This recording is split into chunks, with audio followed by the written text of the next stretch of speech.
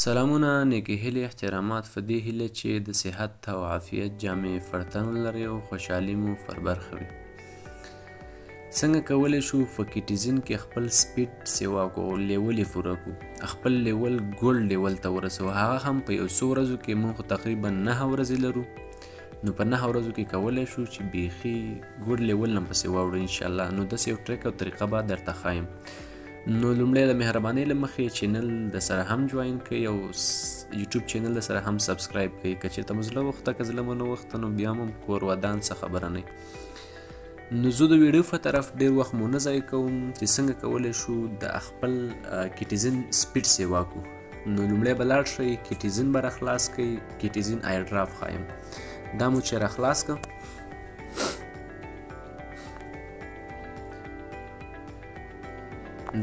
دا تاسو ګورئ که افلاین ایرنینګ، زه افلاین یم او دومره یې ګټلي دي، ضربونه خو ګورئ نو حساب خو نه کېږي چې څومره دي، خو بس خپله پې پوهېږي چې څومره دي. صحیح ده.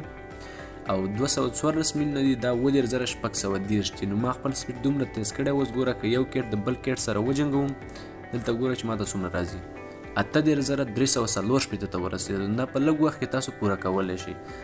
نو دا د بل کیټ چې وجنګوي مطلب ګیم وکړي که نه، نو ګیم سره تاسو ته ګورئ 215 میلیون په یو کلیک سره میلیون راځي. مطلب تاسو لږ وخت کې کولی شئ خپل ګوډ لیول لاسته راوړئ. نو بیا به داسې کار وکړئ، ایرن ته به راشئ، دلته به ایرن ته چې راغلی دلته به دا ټاسکونه پوره کوئ، هره ورځ نوي ټاسکونه. دلته وګوره ما سره بیلانس څو دی، 1,150.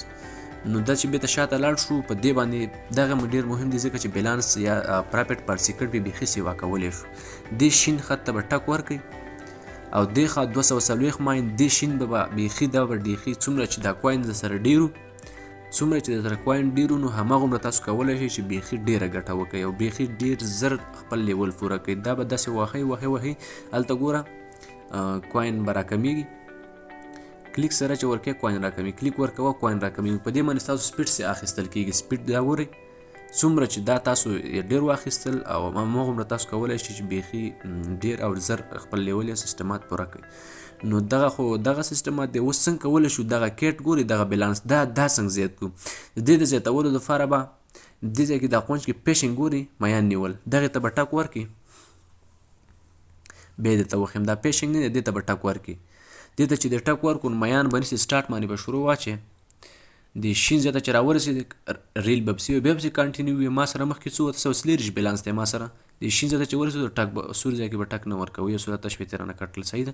900 ته وختو، بیا به د شین ځای کې ټک ورکړي، بیا به کنټینیو وي، 992 ته وختو، بیا به د شین ځای کې ټک 900 څو ته خیږي، اوس 992 کې دی بیلانس، 1430 ته بیلانس وخېدو.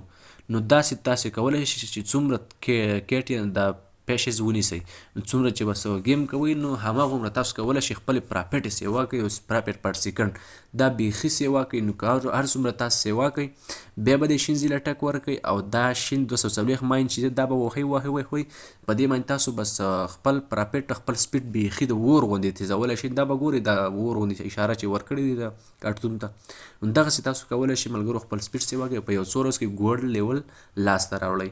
نور نو وخت مو نه ضایع کوم چې ویډیو لایک کړئ، چینل سبسکرایب کړئ. نو ښه وخت، ښې چارې، د الله په امان.